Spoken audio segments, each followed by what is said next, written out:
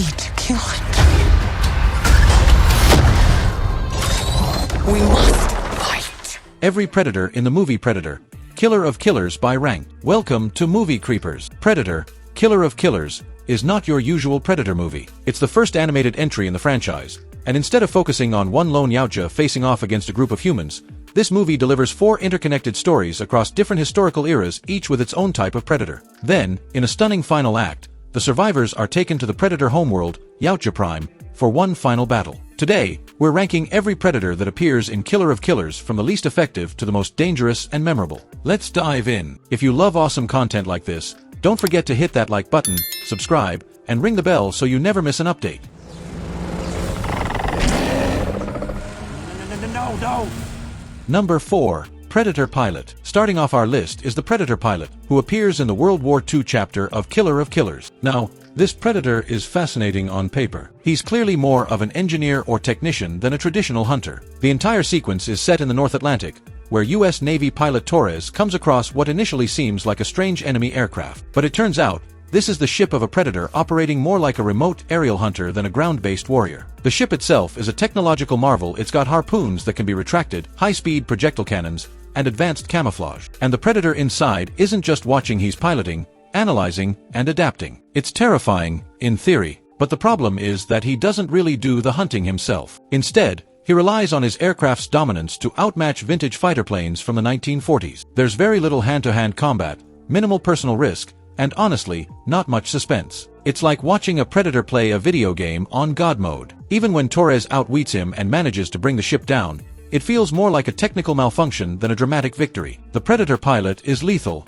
yes, but he lacks the honor, brutality, and physical presence we associate with the Yautja. He's more drone operator than warrior, and in a franchise that thrives on the primal thrill of the hunt, that makes him the least compelling predator in this film.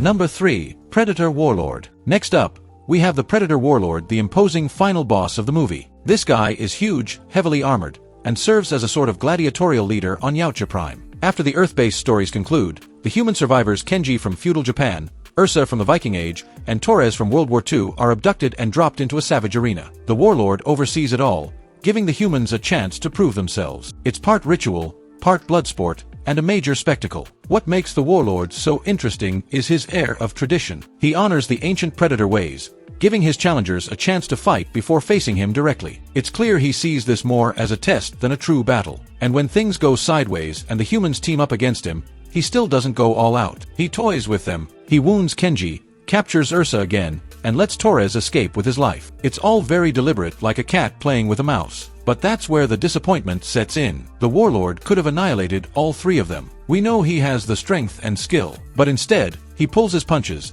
either due to arrogance or some code of honor. And while that adds to his character, it also means we don't get to see him at full power. There's untapped potential here. Maybe we'll see him return in a future film or in Predator: Badlands. For now, he ranks 3rd.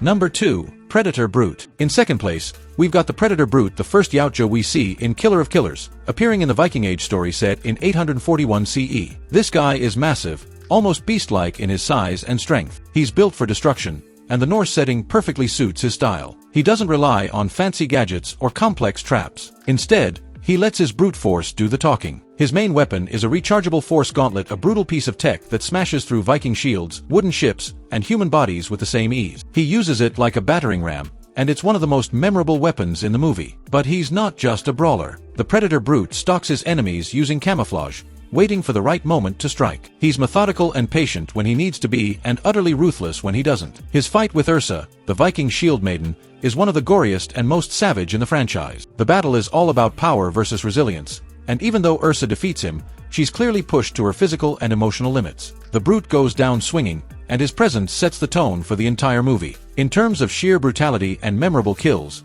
he nearly takes the top spot.